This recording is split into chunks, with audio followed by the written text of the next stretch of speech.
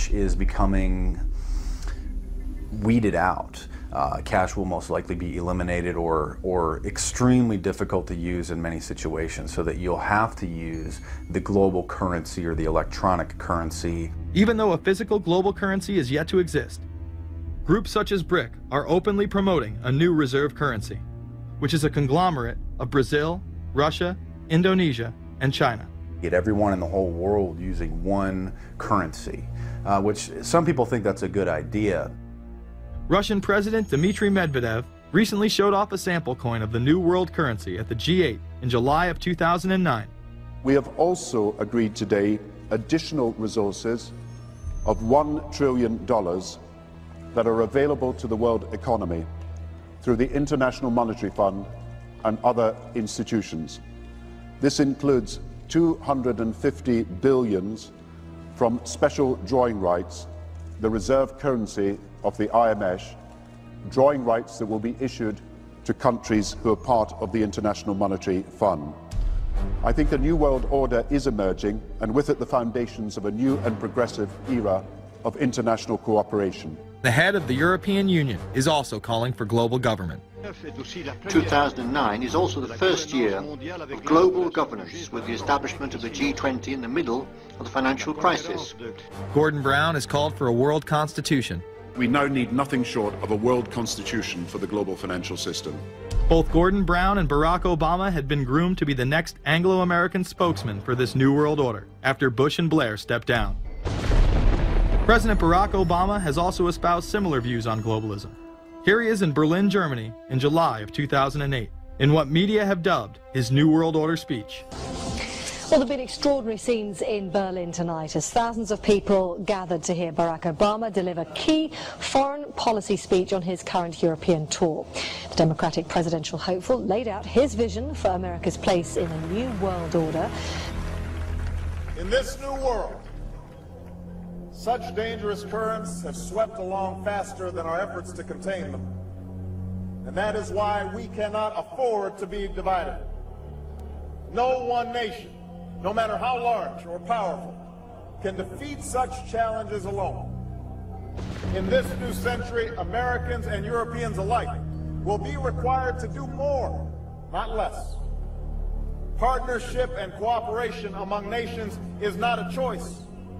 It is the only way, the one way, to protect our common security and advance our common humanity. That is why America cannot turn inward. That is why Europe cannot turn inward. America has no better partner than Europe. Now is the time to build new bridges across the globe as strong as the one that binds us across the Atlantic. Now is the time to join together through constant cooperation and strong institutions and shared sacrifice and a global commitment to progress to meet the challenges of the 21st century. Barack Obama also became the first sitting president to ever become the chair of the Security Council for the United Nations, which only further cites his allegiance to world government. The New World Order will stop at nothing to achieve planetary dominance, whether it be assassination, wars based on lies, and even a phony environmental movement. So it should come as no surprise that they have been tracking, tracing, and databasing our lives for years. Many people are aware that the Bush administration engaged in warrantless wiretaps on American citizens. What they don't understand is that it's come out in court that all the major telecommunications companies have been secretly storing every piece of data received from our phones and our computers and handing them over to the National Security Agency. You heard about the government secretly listening in on phone conversations without a warrant, but there is evidence that your email is also being tapped. The government has been intercepting most emails as part of its terrorist surveillance program. That program has been criticized as illegal because it's missing an important ingredient: search warrants. Several years ago, Klein says he came to suspect that AT&T had installed secret computer gear designed to spy on internet traffic. In the United Kingdom, it has been established there are over 4 million CCTV cameras. That is around 1 camera for every 14 citizens. Their purpose is not to solve crime, as it takes 1,000 CCTV cameras to solve just one crime. It is to create a tattletale society in which everyone is under constant surveillance by the state and those around them. Your every move in both your home and the outside world is under constant surveillance by a criminal elite who operate above the law. As we are constantly under the microscope, their activities remain in the shadows. Obama extended diplomatic immunity to Interpol with Executive Order 12,425, further empowering criminal behavior within our own government. In the Middle East, endless wars will continue. Under the Obama administration, we have sent tens of thousands of more troops into Afghanistan. Living in the New World Order, when it's close to completion, for the average citizen, for people like you and me, is going to be essentially slavery. We're never going to be able to get ahead. We're never going to be able to amass enough wealth, essentially to retire or to do what we want to do in life. We're going to constantly be working for the man. They're creating essentially a two-class system. So it's going to be an inner ruling elite and then everyone else. And I got news for you. You're everyone else. The New World Order that is currently being built revolves around creating a global technopoly ruled by the elite, in which they dominate and control a severely reduced populace, which they treat as their pets. Is there a possibility that we have Taliban employees?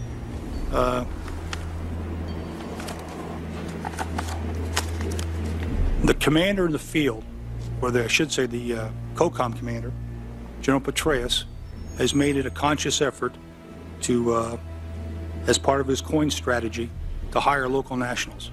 I can't talk in this forum, nor am I the qualified guy to talk about it, but there is no doubt in my mind, one day you're on one side of the ledger, the other day you may be on the other side of the ledger. Biometrics have been instituted in both Afghanistan and Iraq, where individuals are subject to fingerprint devices, iris scanners, and electronic databases to screen local residents as well as DNA tests. This includes anyone within the populace of a combat zone. Someone has to go out there with the biometric registration equipment, take your iris scans, take your scans and get you registered in the system like that. As scary and tyrannical as these systems seem to be, none may be as dangerous as the implantable RFID microchip. Through various pretenses, including terror, security, and entertainment, the chip has been promoted and integrated into society. In 2001, following the 9/11 terrorist attacks, the Jacobs family became the first family to be injected with microchips in front of a live television audience. We have a Florida family who are really pioneers in a brave new world. They have volunteered to be the first ever to have microchip identification devices implanted into their body. After 9/11, I was really concerned with the security of my family. In 2004, the FDA approved the use of RFID technology to be implanted into human beings. However, studies dating back to the 1990s show the implantable microchip has been linked to cancer in animals, but this has not slowed the agenda of control. In Barcelona, trendies get chips in order to receive VIP status at the exclusive Baja nightclub. A simple swipe of the arm gets them in without a line, and it pays for their drinks too. The Mexican government also chipped employees for security measures in 2004. We were interested today to hear that more than 100 law enforcement officials in Mexico are having microchips implanted in their arms. The chips allow a person to be scanned, sort of like a cereal box at the supermarket checkout.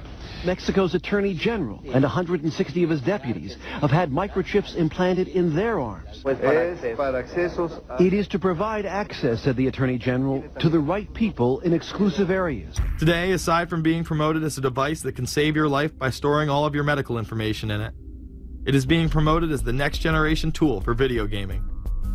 Sega developer Yu Suzuki plans on developing gaming technology using implantable RFIDs. He states, people that have some sort of chips in their bodies, to be able to keep track of vital signs. So it doesn't have to be a scary thing, but you could put a sensor here, you know, a bit like the Matrix, as he points to his arm. It's not really something only in the future. Some people already have them, chips in their bodies. Suzuki is correct. It has never been easier to order a microchip online and implant it under your skin. Microchips implanted in your hand, arm, or shoulder is just the beginning. Some have already taken implantable brain chips that may enable the blind to see again, the deaf to hear, and much, much more, including the ability to download information directly into the brain and instantly communicate with anyone in the world, creating a worldwide mind. It's very interesting that the way that the New World Order is going, is moving towards a system that is identical to that, whether it's going to be an implantable microchip, an RFID, a thumb scan, whether it's going to be in some sort of a tattoo. Imagine a planet where every human being is required to be chipped at birth.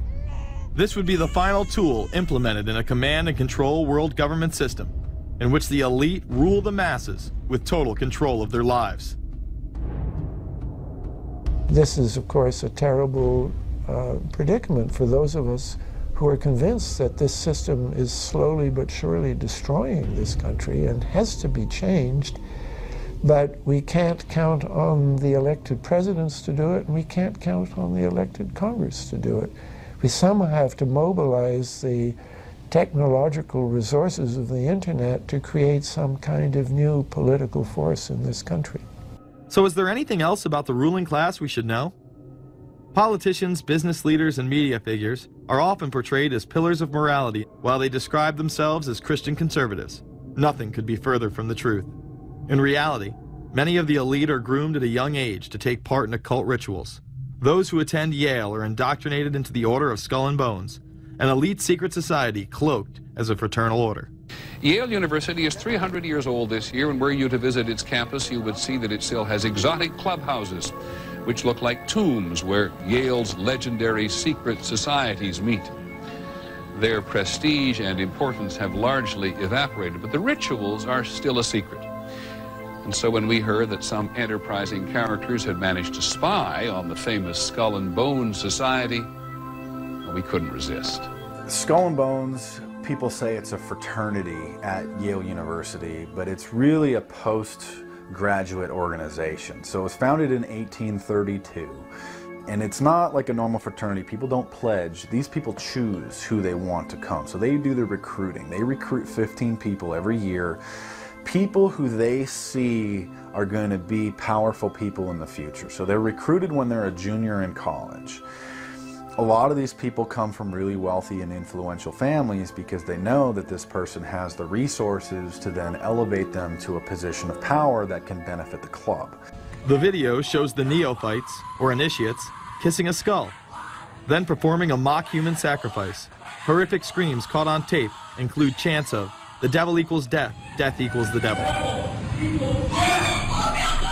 True. Famous alums include Senators John Kerry and John Chafee, to name two, cabinet secretaries such as Averell Harriman, and 3 presidents, William Taft, George Bush, and George W. Bush, who's been reluctant to talk about Skull and Bones. Does it still exist? The thing is so secret, I'm not even sure it still exists.